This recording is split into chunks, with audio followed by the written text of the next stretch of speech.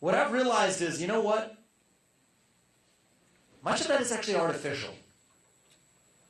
It's a projection, because what I really see in this country, and I see it now more clearly than ever 6 months into this campaign, is that we have a culture of fear in our country. And if you want to know how well our republic is doing, it's not the number of ballots that get cast every November. That's just the final act at the end of the process.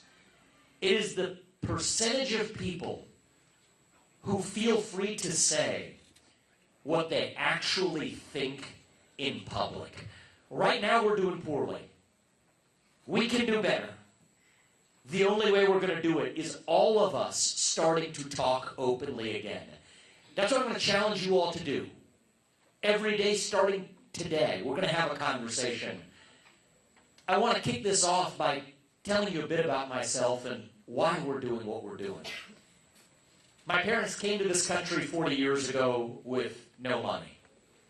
I've gone on in a single generation to found multiple multi-billion-dollar companies. I did it while marrying my wife, Apoorva, raising our 2 sons, following our faith in God. That's the American dream. And I am genuinely worried that that American dream will not exist for my 2 sons and their generation unless we do something about it, all of us. Right now, we're in the middle of a national identity crisis. I say this as a member of my generation when I say this. I'm 38 years old. I was born in 1985. That makes me the youngest person ever to run for U.S. president as a Republican. And I'll tell you this, speaking as a 38-year-old, here's what's going on in our generation. We are hungry for a cause. We are starved for purpose and meaning and identity. At a time in our national history when the things that used to fill that void, faith, patriotism, hard work, family, these things have disappeared. And that leaves a moral vacuum, a black hole in our hearts. And when you have a black hole that runs that deep, that is when the poison fills the void. It almost doesn't matter what the poison is, actually. See, that's what I've realized. For me, over the last 3 years, I wrote those books, traveled this country. They were about exposing some of that poison, one by one. Wokeism, transgenderism, climatism, COVIDism, globalism. But then the list goes on. Depression, anxiety, fentanyl, suicide. It's not an accident, you see, that we see the rise of these same secular cults and poisons at the same time. It's not a coincidence. These are symptoms of a deeper void of purpose and meaning. And as odd as this might sound for me to say, I think that is our opportunity. I think this is our moment as conservatives, as Americans, to now step up and say we're going to fill that void with our own vision of American national identity that runs so deep that it dilutes that poison to irrelevance. That's how we win. You see, the left, they're very good at this, filling the void. They'll fill it with their vision. Race, gender, sexuality, climate. And I think for a long time we've gotten used to just saying, hey, here's what's wrong with that vision. I'm not blaming anybody else but myself. It's what I've been doing for the last several years. Here's what's wrong with each of those elements of our vision of identity. It's wrong. Well, that doesn't work, because if we're playing whack-a-mole, it's just going to show up in a new form somewhere else. So if they're talking about race, gender, sexuality, and climate, I want us now talking more about the value of each individual, the family, the nation, God. Individual, family, nation, God. That beats race, gender, sexuality, and climate if we have the courage to actually stand up for something. See, for a long time, we've been running from something. Now is our moment to actually start running to something, to our vision of what it even means to be an American today. That's what we're going to talk about. What does it mean to be an American? To me, it means we believe in the ideals that set this nation into motion 250 years ago. Ideals like meritocracy and the pursuit of excellence. That you get ahead of the United States of America, not on the color of your skin, but on the content of your character and your contributions. That is why I've said that we will put an end to race-based affirmative action in the United States. It has been a cancer on our national soul, and we will finally put an end to it. Means we believe in concepts, thank you, like legally, through the front door. They followed the rules. They paid their taxes. They raised 2 kids, both of us, who went on to found multi-billion-dollar companies, successful companies that helped thousands of Americans. We should be open to legal immigrants like them, but it also means that your first act of entering this country cannot break the law. That is why I will use our own military to secure our own southern border, because that is what it means to stand for the rule of law in the United States of America. What does it mean to be American? It means we believe in a radical dream that our founding fathers had 250 years ago. A radical dream that I have as a citizen today. That the people who we elect to run the government ought to be the ones who actually run the government. Not this shadow government in the deep state and those 3-letter agencies that actually run the show today. So if you all put me there as your next president, and I'm in the White House but can't be there for more than 8 years collecting a paycheck from the taxpayer, which I think is a good thing, then neither should those federal bureaucrats who report into me either. 8-year term limits for the bureaucracy instead of civil service protections. That is how you drain the swamp. And by the way, if we see government agencies that should no longer exist because they've become so corrupted that they've abandoned their purpose, like the FBI, or the IRS, or the ATF, or the CDC, or the Nuclear Regulatory Commission, or the U.S. Department of Education, we're not just going to get in there and tinker around the edges. We're going to get in there and shut it down. That is how you revive the integrity of a constitutional republic. See, these aren't black ideas or white ideas. These aren't even strictly Republican ideas or Democrat ideas. They're really not. These are American ideals that we fought a revolution to secure in 1776. And that is the true choice we face in this primary. There are other good people running in this race. We'll have some banter on the basketball court at times, on the debate stage last week, and we'll continue that. That's good for us. These are still good people.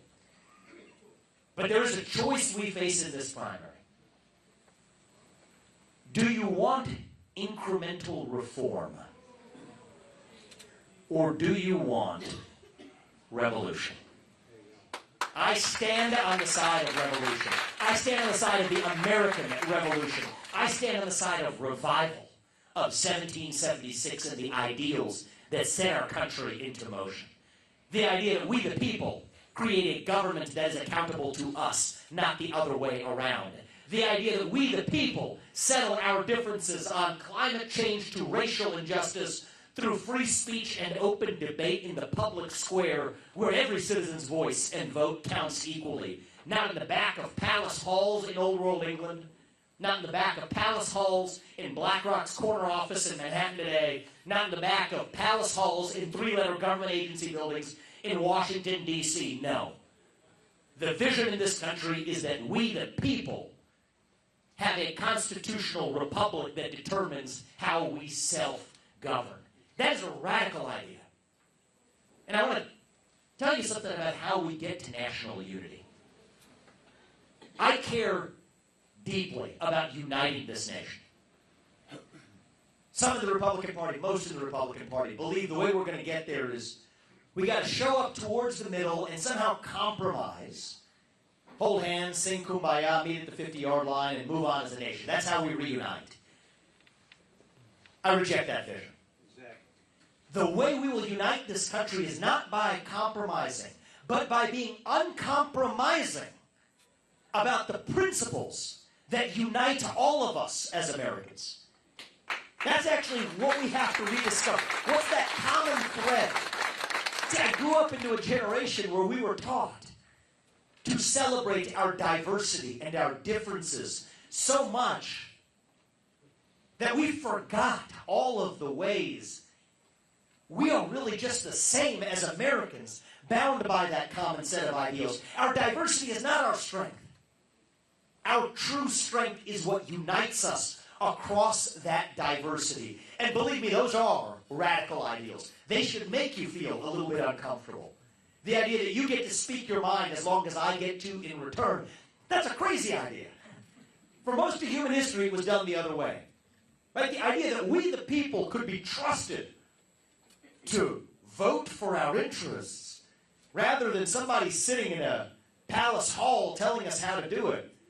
That's crazy talk. Right? Old world Europe said we could never do it that way. So these are radical ideals.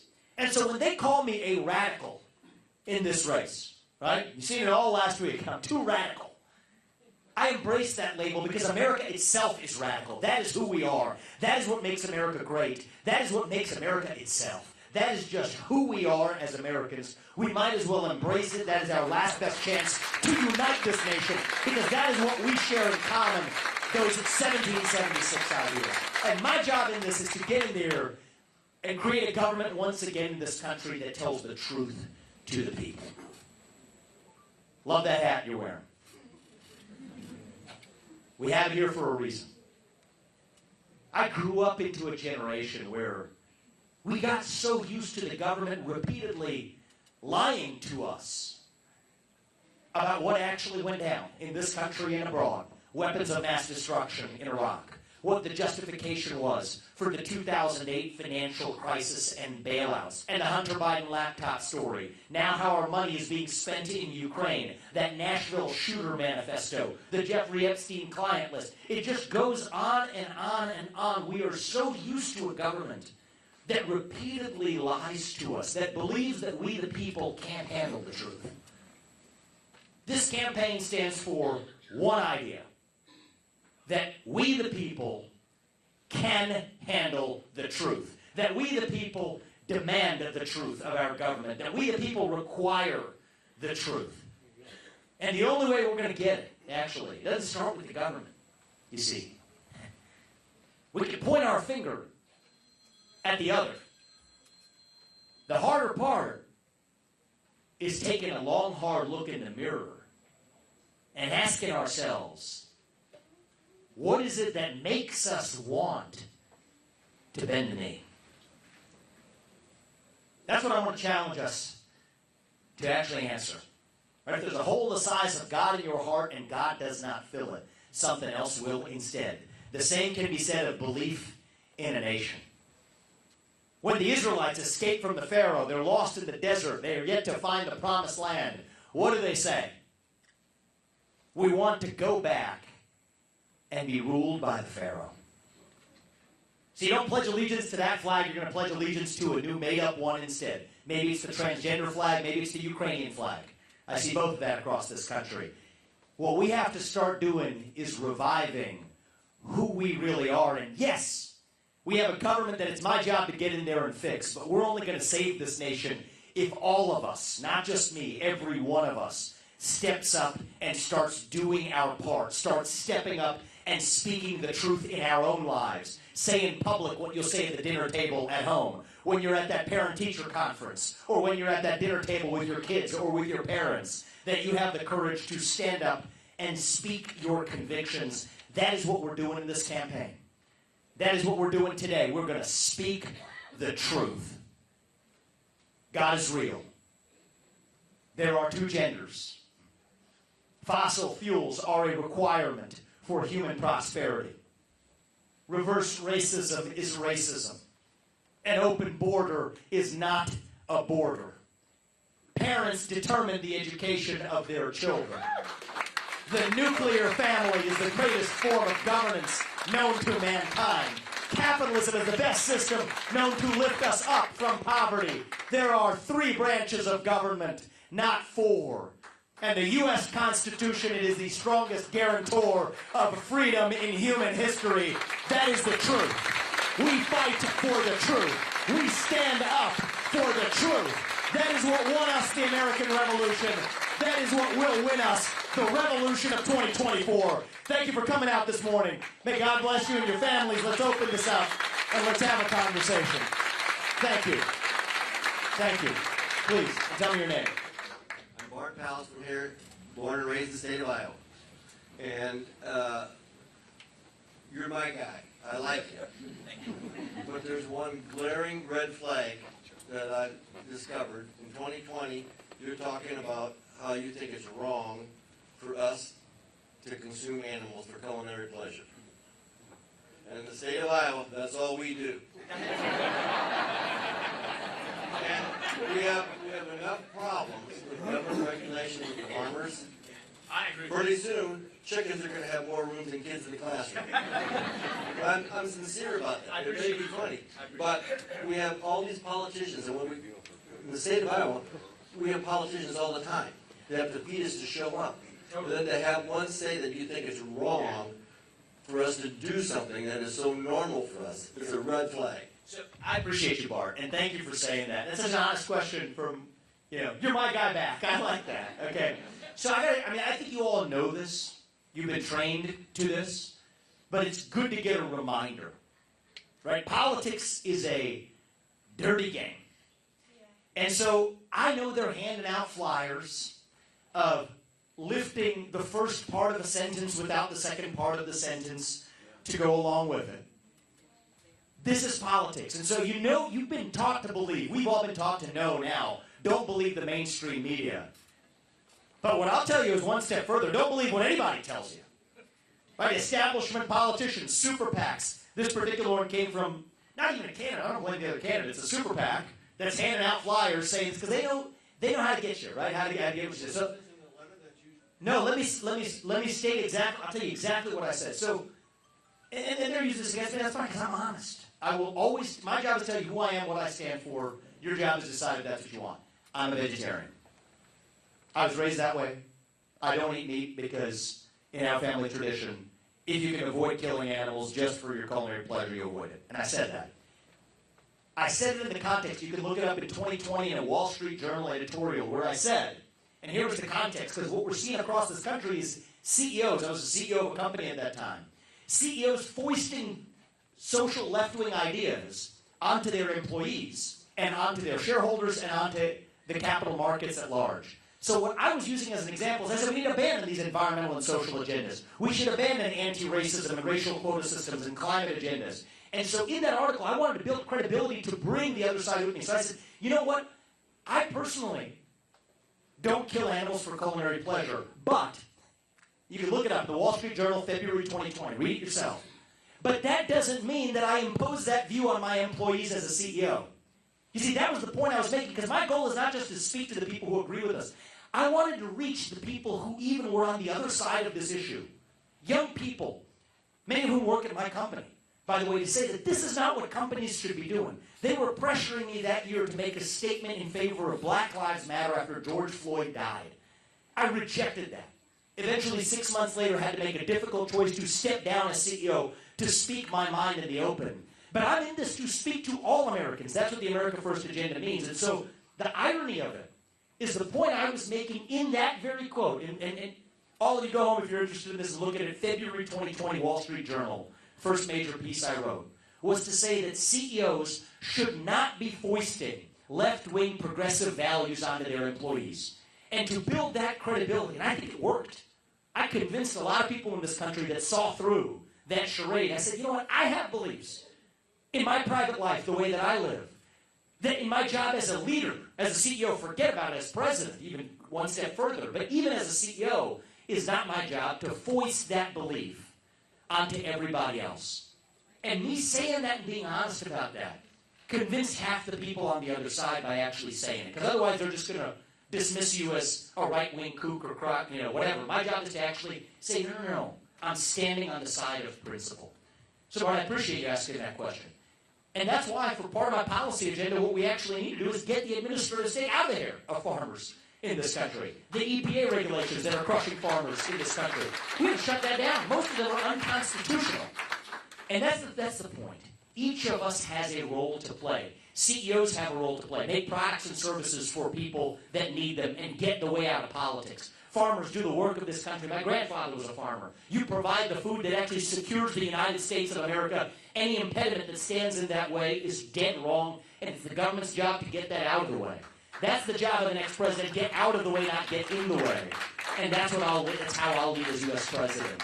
And I thank you for asking the question, and I challenge all of you, as I challenge myself, don't just swallow what you're force-fed by an establishment machine that has, as I said at the beginning, systematically lied to us. My job is, I will tell you who I am and what I believe. And if after hearing all that you want to vote for somebody else, I'm very comfortable with that. But I just think that actually, so far, my belief is that's actually going to be the winning strategy. Thank you, Bart. I appreciate that. Thank you. Go here, sir. Thank you. Terry from Mason City, retired Navy. Look forward to you to go against Nikki Haley again when she gives you crap about their foreign policies and tell her that you could tell her that you'll put her on your cabinet. She will. One quick thing is President Trump passed a law for us veterans to go see a doctor if we wanted to after 6 months, not if the VA couldn't get us in. That's all good and said, but if something comes up that I have to go to the doctor at the last minute, if I don't call the VA to get permission, they will not pay or cover our deal. So with that in mind, and also with the veterans that stood up, I don't know if most people know it, but 22 veterans a day commit suicide. 22 a day. So just kind of a food for thought. Thank you. Yeah. Well, thank you for your service. And I love your shirt. You want to stand up? Show everybody? Yeah. Don't tread on it. And just liberty or death. Read the people. I appreciate that. So I think this is, so somebody asked me the question yesterday, actually. I was in an event in Missouri. They said, what are you going to do for healthcare reform? I have a lot of views on healthcare reform, but I don't make promises of what Congress has to act on. See, this is one of the things where I learned from my predecessors. Repeal and replace Obamacare was the top legislative promise in 2016. It didn't happen. So none of what I'm going to tell you is going to be contingent on Congress acting. I'll tell you what I might want to do, but that's not a promise. But I can promise to do what the U.S. president can fix. Shutting down those government agencies, 75% headcount reduction in the U.S. federal government, unlocking the U.S. energy sector, drill, frack, burn coal, embrace nuclear, all the stuff I'm talking about, that's what the U.S. president can himself get done. And that brings me to the VA. Because even when people ask me about health care, there's only two parts of the healthcare system that I, as the U.S. president, can fix on my own. One is in the FDA, and one is in the VA. And the number one problem, as I see it in the VA, that we can fix is the loss of continuity of care. Okay, the number of times that somebody actually picks up and talks to one bureaucrat or one doctor and then gets switched. That's actually what happened to many of those 22. Actually, on my study of it, that number might be closer to 40, actually. Yeah, it's gone up a lot. And so it's somewhere between 22 and even over 40 veterans per day committing suicide. These are people who have served our country. And so I think there's two fixes that I can deliver as U.S. president.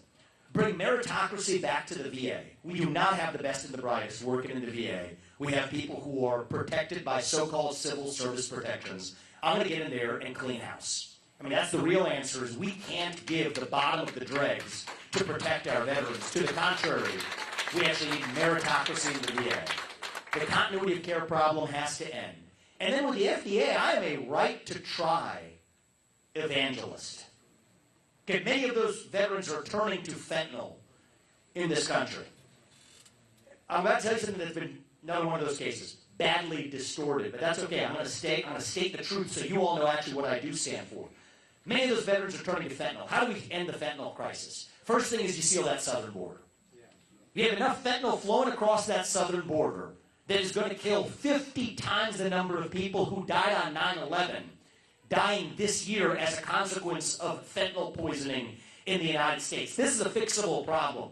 So you want to protect the veterans, we can use the people who are serving now to protect the people who came before them by using our own military not to protect against some invasion across somebody else's border halfway around the world, but against the armed invasion across our own southern border in this country, in the United States. And everybody else in the neocon wing of the GOP disagrees with me on that prioritization.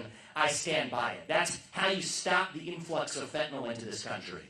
But I also think that the FDA is a big problem here too. This one where a fake news headline you will read. And I'm just telling you how the system works. I've learned. I'm not a politician. This is all new to me. I'm learning it in real time, and I'm sharing it with you. I wake up one day and says, Vivek Ramaswamy favors legalizing hard drugs. You got to be smoking something pretty potent to think that I'd be favoring legalizing hard drugs. And you read the fine print, what do they pick up on? Well, here's what I do favor. I favor medical choice, certainly for veterans who suffer from PTSD, many of whom are turning to fentanyl and then suicide. Yes, I do stand for ayahuasca, ketamine treatment, and psilocybin treatment for veterans who suffer from PTSD to have the right to choose, even if that's midway through going through the FDA approval process and not from a standard pharmaceutical company. That's not a Republican idea or a Democrat idea. But it is unconscionable that we have, I think the number is closer to 40 veterans per day committing suicide, many of whom suffer from PTSD. And I'm not going to be a commander-in-chief that just stands by and recites partisan slogans memorized in 1980, watching that happen on my watch. No, that's not how we're going to do things in this country. And so somebody's going to take that, just like the last one, right? You see, and you're going to see this more. Outsider like me, coming in, challenging an establishment orthodoxy, you're going to hear a lot more of this, and that's okay. But I'm going to be honest with you at every step of the way. Standing up for veterans with PTSD to have medical choice. If somebody wants to distort that and say Vivek favors legalizing hard drugs, so be it. We will always stand for the truth. And the job of the commander-in-chief is to stand for those who serve and those who have served, who we will not leave behind in this country. Thank you for your service, and I appreciate it. Thank you. We'll get you that microphone, brother. Hi, my name is Robert Clevier. I'm also a veteran, suffering from PTSD, also see therapy for suicidal thoughts and whatnot. I noticed you didn't mention marijuana. I have my marijuana green card here in Iowa to help me with my PTSD. It's actually helped quite a bit. What are your stances on marijuana? So I'm pro-medical choice for veterans who suffer from PTSD. That's the short answer. But I was giving you ones where these are therapies that are even more controversial in some circles. I just think we have to think outside of traditional Republican orthodoxies when it comes to medical choice and freedom for protecting our veterans. And I want to, where did you serve? Taji, Iraq. Thank you for your service, man. What's your name? I go by Joe. Joe. Let's give Joe a proper thank you for your service, too. I appreciate that, I'm like first generation American. My mom came from the Philippines and whatnot, and I support you. But what I'm saying is, like, federally, like I said, I have my green card, but the VA won't cover. It's really a sad story, and I just think one of the things we have in this country is we have an abandonment of the rule of law. So this is something that is a deeper topic where, do you think it's a coincidence that we see Daniel Penny in New York, who you may have forgotten, some of you may have forgotten his name from the news headline a few weeks ago, I'm helping financially support his legal defense, the guy who actually was himself a veteran as well, that had to do the job that police officers weren't doing, who's now being prosecuted in the subways, streets of New York for the crime that we're seeing in the subways. Do we see that at the same time that we see a crisis at our southern border, 14,000 illegal migrants coming per day, that we also see an FBI that protects someone by the last name of Biden, but if your last name is Trump, they're going to bring a full ton of bricks of prosecutorial power on you. These seem like different topics, but they're actually connected. It more deeply relates to the abandonment of the rule of law in the United States of America. It's become part of our culture that we abandon the rule of law, actually. And so one of the things that I will restore as U.S. President is that we have one standard of the rule of law that applies to everybody. We don't let prosecutors choose willy-nilly when they feel like it, who they're going to go after. No. We're a nation of laws, not of men. That is who we are. Now, what does that have to do with your question? it's another example of where we just have this bizarre abandonment of the rule of law, because technically at the federal level, marijuana is illegal. And at the state level, across many if not most states in this country, it's now legalized and people are using it. That just is it's a hypocrisy that contributes to this idea that the laws don't matter, that they're fictitious. We don't have to actually pay attention to them because the prosecutors know, unless you have the wrong last name, unless you're a parent of the wrong persuasion who showed up at the wrong school board meeting, well, then you're in trouble. Right? Because then we create a culture of Stalin. You find me the man, I'll find you the crime. That's the way things are working in the United States of America, and I just reject that. And so, given that that ship has already sailed at the state level and it's already going that way, I think it contributes to an abandonment of the rule of law to have this farce at the federal level to say we have millions of lawbreakers per day, but you can see them doing it on the street or on television or celebrities during a podcast. Then we're just going to laugh and like it's cute behavior. But then sometime, if somebody said the wrong thing and also did it, they get arrested. No. We have one standard of the rule of law that we will implement for all Americans. No man is above the law and no man is below the law.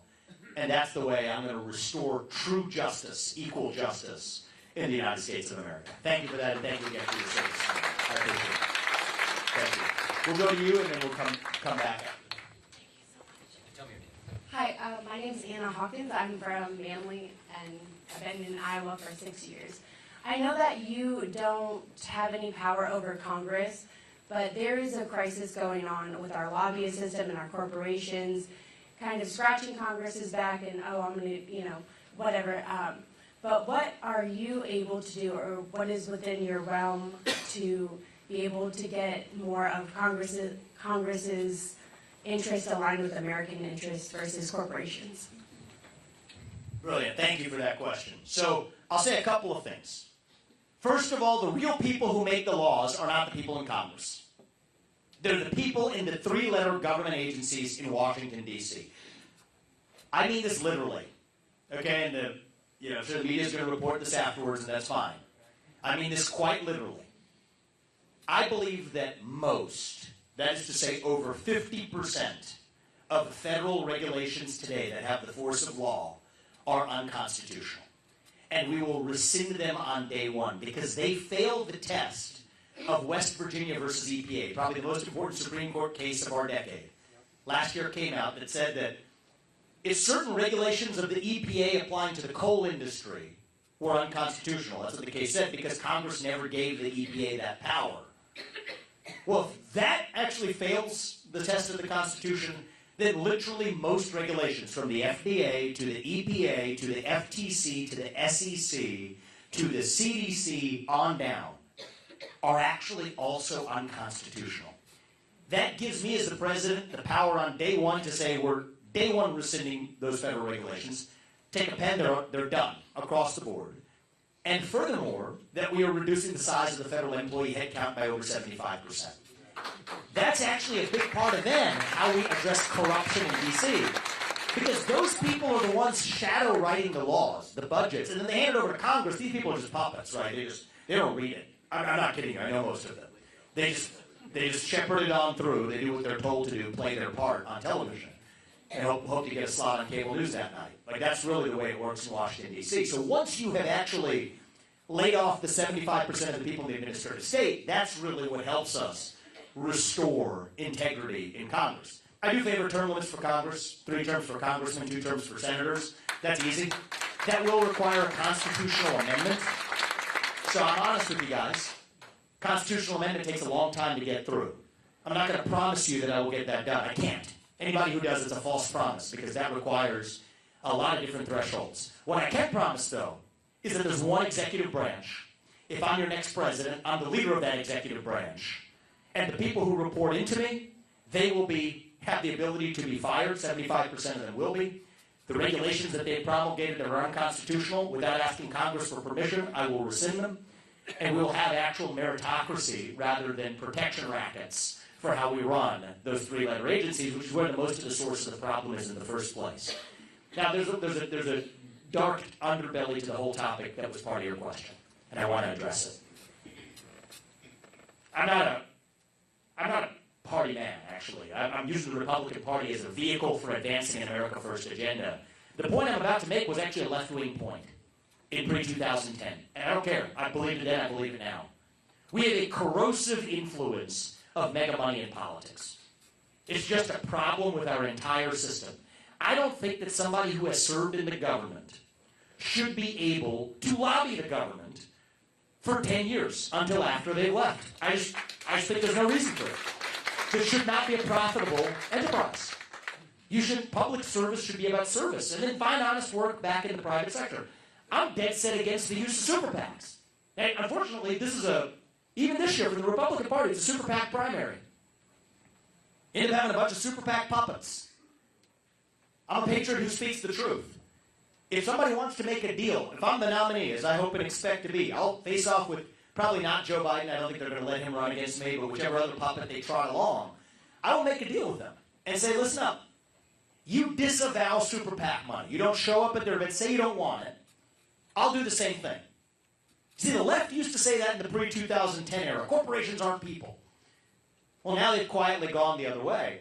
But I think we have to set a better example. I'll make that deal with everybody in the Republican primary field right now. Disavow super PACs. There's maximums for what you can give to a campaign. It's $3,300 a piece to a campaign. And that's a lot of money for a lot of people, but it's not enough to buy off the politician class. Fine, that's the system we've got to have. It's an open offer. If everybody else on that debate stage next time accepts that offer, I will too. But we're going to have to lead by example. Until then, I have to compete, and we're going to do it that way. But there is a corrosive influence and a corrupting influence of money in politics. That's what the ESG movement's about. Anybody here heard of ESG? Does that term mean anything to some of you? So that's what you see in corporate America happening today. Right? When these corporations say, oh, you have to adopt these Paris Climate Accords in your corporate boardrooms, or these racial diversity quota systems in who you hire into the executive ranks of a company. What are they saying? They're saying, we don't trust the people to do that through the democratic process. No, we, the elites, have to use your money. And here's a dirty little secret. Most of your retirement accounts are being used right now to vote for policies in corporate America's boardrooms, from racial equity audits at Apple to Scope 3 emissions caps at Chevron, that you didn't know your own retirement accounts are actually being used to vote for. That's the same problem. It's an influence of money on politics, because they're saying that, forget the political process, that's not where the laws are being made. They're effectively being made in corporate America's boardrooms, using your money to do it without your knowledge. Now, I'm allergic to politics. I tried to solve that problem, and we made some progress through the private sector. The last company that I founded is a company called Strive. I believe in solving problems as an entrepreneur. Strive competes with BlackRock and State Street and Vanguard by offering index funds that say, no, we're not going to vote for those policies. We're just going to vote for products and services for profit as being the focus of companies. And that's been a success. And I'm glad I can make a small dent through the private sector that way. But these are symptoms of a deeper cancer in our country. And my reason for doing what I'm doing is not because I relish being the next U.S. president. Apoorv and I were talking about this the other night, right? I started at not 0%, but 0.0% in March, right? And then we had a gut instinct that we weren't going to get in this for the sake of going through the motions. We had a gut instinct that this was our purpose, that we're each put here for a reason. God doesn't tell us what his plan is, but he works through us. I think at this point now I'm pointing at second place in many of the national polls. We're very serious. We're getting a head start on picking the people who are going to be part of not just a cabinet, but the people who are going to help us even in the unspoken roles. I do not relish occupying the Oval Office for 8 years.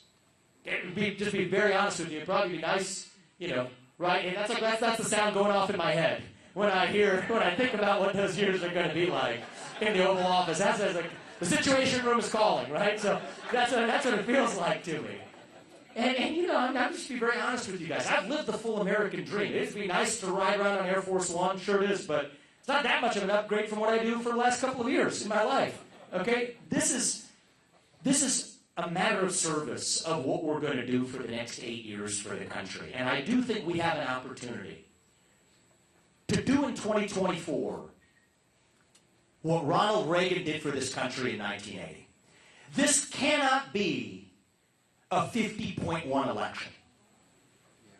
We're skating on thin ice. This cannot be an election where MSNBC and CNN trot out the winner the Monday after the election. No. I don't think we have it in us as a country. I mean, I think that this could be bad if that's where we are. This has to be a moral mandate. A landslide minus some shenanigans is still a landslide, okay? And I think that I'm the only candidate in this race that can deliver that landslide margin.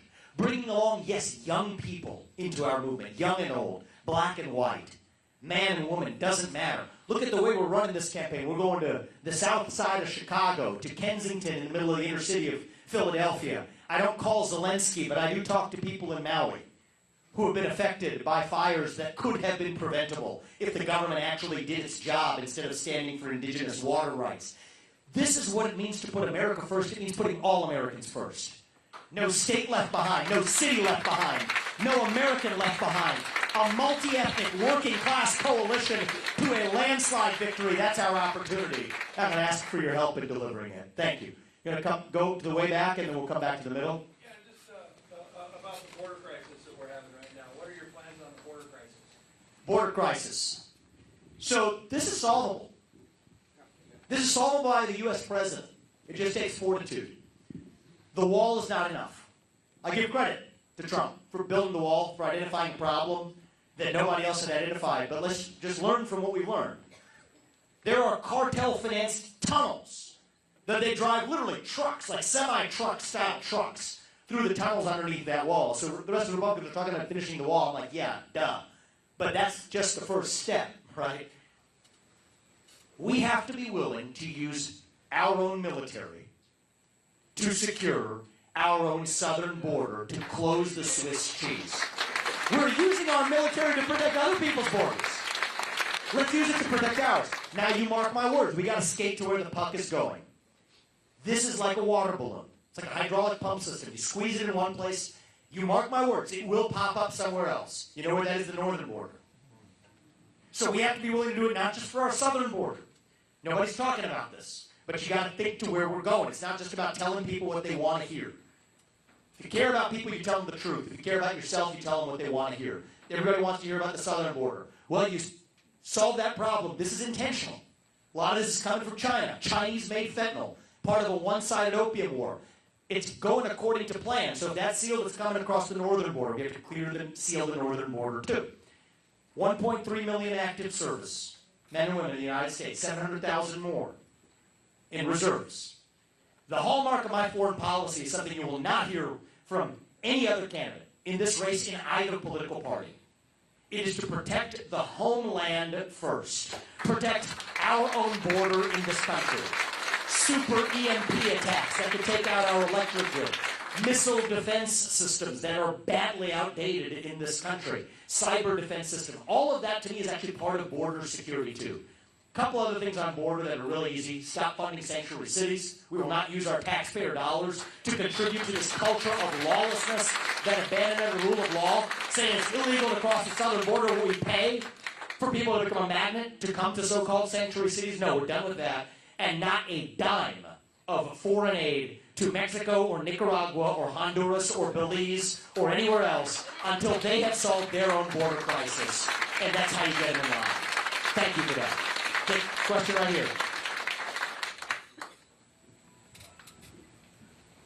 Chris Roberts, Air Force veteran, currently employed with the last electric railroad in the United States, Iowa Traction Railroad, right down the road. Come check us out. I will. Yeah, that sounds fun, actually. Thank you for your service, my man. No, you're welcome. Thank you for what you're doing. I'm a natural skeptic, so Good. If my question sounds a little confrontational, it's not. Don't apologize sound for that that. way. I like your idea of just dismantling the alphabet agencies, but the reality of that is if that's what your intention is, there's going to be a lot of people coming after you. Mm-hmm. The media, I mean, call me a conspiracy theorist, call me what you will, but if that's what your intention is, there's a lot of people who are going to be threatened by their job being taken away. A lot of money is going to be taken away. A lot of corruption is going to be taken away, and that's a great thing, but man, that's a big task, you know, and I like that idea, but I mean, how do you do that? Yep. I mean, without totally just, I don't want to say destroy the country, but just, I mean, that's taking a big, I don't want to say taking the foundation away, but that's a big task, man. It's a big task. I like it, but I mean, how do you do that? How do you So let me walk you through a couple elements of it. Tell me your name. Chris. Chris, I appreciate you, man. Thank you. So I don't take this on lightly. But this is something that is the job of one person to do. United States President. To run the executive branch of government. And it takes a rare combination to get this done. Somebody who grew up in the swamp of Washington, D.C., or even within government is not going to get this done. No chance. It takes an outsider. Somebody who's been a CEO, I have been, who understands that if somebody works for you and you can't fire them, that means they don't work for you. It means you work for them because you're responsible for what they do without any authority to change it. I think I uniquely bring that. Trump brought that too. That's it.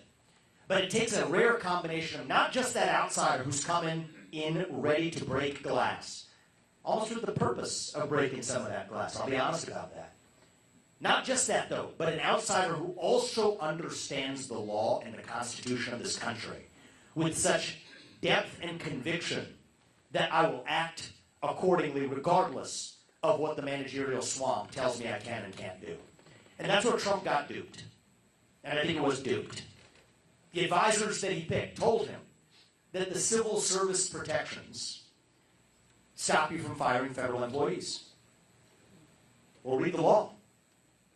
Those civil service protections prevent a president from firing individual employees. Say if you work at the EPA and I disagree with your views on abortion, that I can't fire you. You know, you can agree or disagree whether that's a good law, but that's what the law says. It does not apply to mass layoffs. Mass layoffs are absolutely what I am bringing to the D.C. bureaucracy. Now, I'm eyes wide open. What's going to happen? We're going to get sued. We're going to get sued by many of those aggrieved bureaucrats who should have found honest work in the private sector long ago. And by the way, this is a win-win. We have a job opening surplus in this country, so maybe it's going to help everybody out here, okay? Put some people back to honest work in the private sector. But they're going to sue us, and that's fine, because I've also studied the current Supreme Court. I'm probably the only person running for U.S. president who has written books that have been quoted by federal appellate court justices in the last 2 years in their own decisions, and some of them are on my list for who we publish, for who we'll appoint to the Supreme Court and to the federal appellate courts. And they agree with me, 6-3, the current Supreme Court does on this issue. And I give Trump credit for that, because he gave us a great Supreme Court. So now what happens? We take that to the Supreme Court.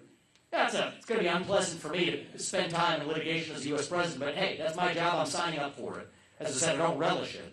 But we're going to do it. Then the next guy who comes along after me doesn't have his hands tied in the same way. And you see, that's how we drive change in this country. Trump gave us a great Supreme Court. He didn't go all the way with it, but he did his part. Gives me a head start that he didn't have. We will use that to then codify this vision of 3 branches of government, not 4, back into the Constitution of this country, so the next guy that comes after me is able to drive an agenda much more effectively than even I or Trump did. That's how we drive change on the time scale of history. And I think this is really important to understand in our movement. The America First agenda, it doesn't belong to me. It doesn't belong to Trump. It didn't belong to Reagan. It didn't belong to George Washington. It belongs to us, to we the people. And when you're guided by that purpose, not just by vengeance and grievance or personal ambition or personal vengeance, but when you're guided by that purpose, then I believe nobody's going to stop us in getting it done, especially when we're grounded in our conviction in the laws and the Constitution of this country. And that is a rare combination. On one hand, you'll have legal scholars and people who write books over here. On the other hand, you might have CEOs and entrepreneurs over here who can break things but don't really understand the laws. Those things don't go together. Not often. And that is what gives me my sense of purpose, our family, our sense of duty to see this through. Apoorva asked me, my wife asked me, she's a surgeon at Ohio State. She's one of the best in the world is what she does. She's a throat surgeon. She saves lives every day. Lucky to be married to somebody who, when I'm doing what I'm doing now, I go home and still not the person who did the more important things in the household that day. And she asked me, first thing when I raised this crazy idea last December, first question was, okay, all right, even if we want to do this, are you sure you don't want to wait 20 years till our kids are out of the house? We're going to be able to do this. We have 1-year-old and 3.5-year-old, and on Mondays through Fridays when I'm traveling, they're all with me. And she asked me, and also when we have more experience and all this, and we thought about that for a while. That was a very reasonable, sane question to ask. But the truth is, and where we settled was, I don't think we have 20 years left as a country, actually. I don't think we're working with that kind of time. And I think we have a moment right now, right, where, even just think about people my age. They've been taught for years to go to Ben Jerry's and order a cup of ice cream and put some social justice sprinkles on top, satisfy that moral hunger with a quick fast food hit. That's wearing off now. We have a generation that's hungry for direction. It's hungry for the real thing. And last November, I watched that red trickle that was supposed to have been a red wave. I understand what's going on. You can't just sit around criticizing. Have I talked about Republicans and Democrats today? Have I even talked about Joe Biden once today? No. I mean, maybe I'll mention him from time to time because he's an awful president. There's a lot to pick on. But we're not going to deliver a landslide election by complaining about the capital R, capital B, radical Biden agenda, reciting his talking points, sounding like a bunch of partisan hacks with the binder that's handed down to us from on high from a super PAC, saying what we're actually supposed to do in defeating the Democrats. We have to offer a vision of our own. We have to stand for something.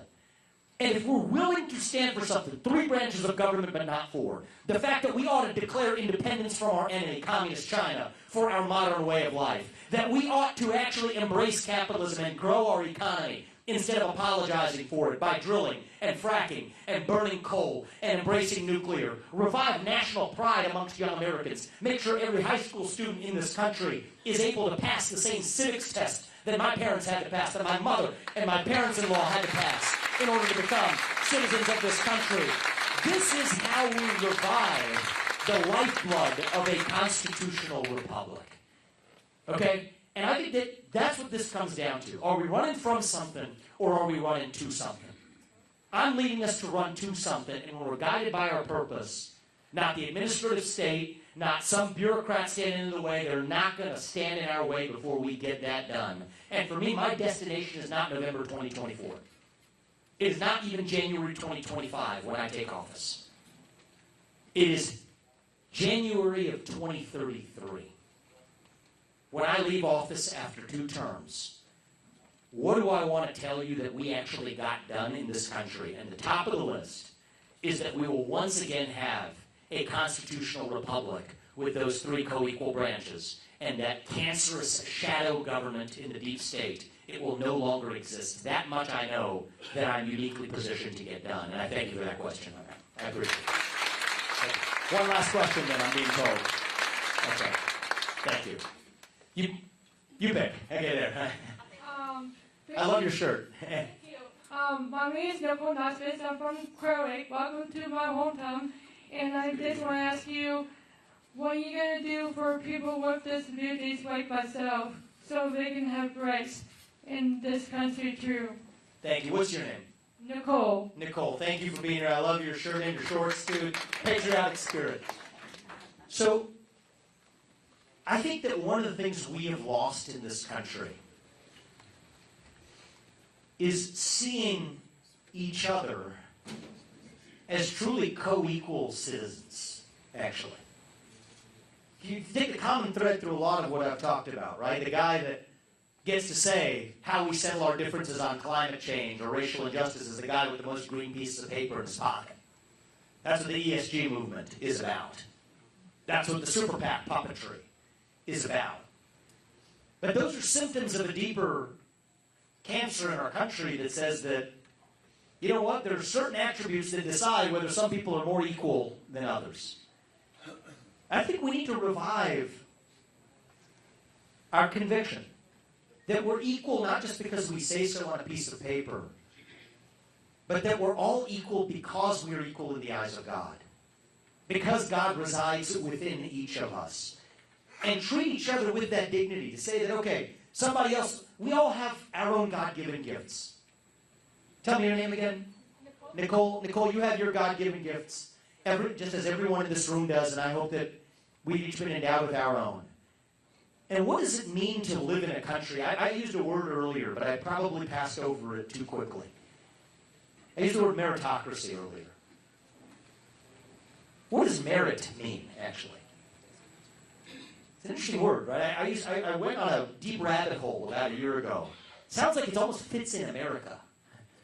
Merit goes into America. Well, it turns out if you trace where the word America come from, it's named after Amerigo Vespucci, the explorer who came to this country. His name, he was actually named after his grandfather named Amalric. It's an old Gothic word. Amal means master and Rick means work. Amal means work and Rick means master. So it means master of work. Right? So it's a country where in certain sense merit is baked into our DNA. That you get ahead through your own efforts and hard work and dedication. So what does meritocracy mean? I use the word a lot, but maybe I should stop to say what it means. To me it means that no matter who you are, or where you came from, or what your genetics are, or what your skin color is, you have God-given gifts. God put you here for a reason. And meritocracy is the system where you are able to achieve the maximum of your God-given potential without any man or any system standing in your way. That's the American promise. And so, let's take for me, right?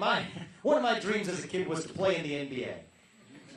Nobody here should want to see me playing in the NBA, right? Because that's not a God-given gift. So that doesn't mean that we're all given the same gifts. We're not. We have to confront that. But we're each given our unique gifts. And this is the last best country on earth where no matter who you are, nobody's going to stand in your way as you achieve them. And at our very best, we look at each other as our co-equal citizens and push each other to be the best and most free version of ourselves. Maybe I'll close on this. We're taught today to believe that nation's gone. That we are somehow now a nation in our decline. That we're at the end of the ancient Roman Empire. All we have left is to fight over the scraps of a shrinking pie. I don't think it has to stay that way. I don't think we have to be ancient Rome. I don't think we have to be a nation in decline. I think the truth is, as a nation, we are all of us, really just a little young, actually. Going through our own version of adolescence. Figuring out who we're really going to be when we grow up. And when you view it that way, it makes sense, right? When you go through adolescence, you lose your sense of who you are a little bit. You lose your way. You lose your self-confidence. I don't know about you, but I did. But we are stronger for it on the other side when we get to our adulthood. So no, I don't think we have to be that nation in decline. I think the truth is we can still be a nation yet in our ascent. Maybe we're in the early stages of our ascent. Maybe we're not even yet at base camp on our way to that mountaintop. Still, that country where we can tell our kids and look them in the eye and tell them in good conscience, young people in this country, that the United States of America is the nation where no matter who you are, or where your parents came from, or what your skin color is, or how long your last name is, that you still get ahead in this country with your own hard work, your own commitment, your own dedication. And that you know what? You are free to speak your mind at every step of the way. That is the American dream. That is what we are running to. And that is what we together will revive to save this great nation. I'm going to ask for your help to do it. A guy like me is not supposed to do this. It's not supposed to happen. System doesn't work this way. Alarm bells are going off, telling us this is not supposed to happen. Okay, but the reality is it can be. It can only happen because Iowa goes first. I'm a first-in-the-nation caucus evangelist now. If you asked me a year ago, I wouldn't have known the difference between what the, I know it's a tradition. But no, that tradition means something. I'm going to ask you for your help. You don't have to agree with 100% of what I say. It'd be weird if you did, actually. It's part of what makes our country great. But if you agree with most of what I'm saying, and you believe my commitment that I'm telling you what I believe 100% of the time, that may just be the best of what we can ask of our next generation of leadership. And so whatever it is, we have caucus commitment cards out here. Sign them before you leave. We're going to ask you to spend an hour a week, maybe 2 hours a week. It's not about me. Take this message if you believe in it. Spread it to your neighbors, your colleagues, your family members. Help us actually revive this country from the bottom up. And if we do, I believe we will still have one nation left on the other side of it. Not celebrating those skin-deep differences, but celebrating what unites us. E pluribus unum means from many, one. That is what won us the American Revolution. That is what reunited us after the Civil War. That is what won us 2 world wars and the Cold War. That is what still gives hope to the free world. And if we could revive that dream over group identity and victimhood and grievance, then nobody in the world, not a nation, not a corporation, not a virus is going to defeat us. That is what American exceptionalism is all about. And that is what we together will revive to save our great nation. Thank you all. God bless you. God bless your families. And may God bless our United States of America. Thank you. Thank you.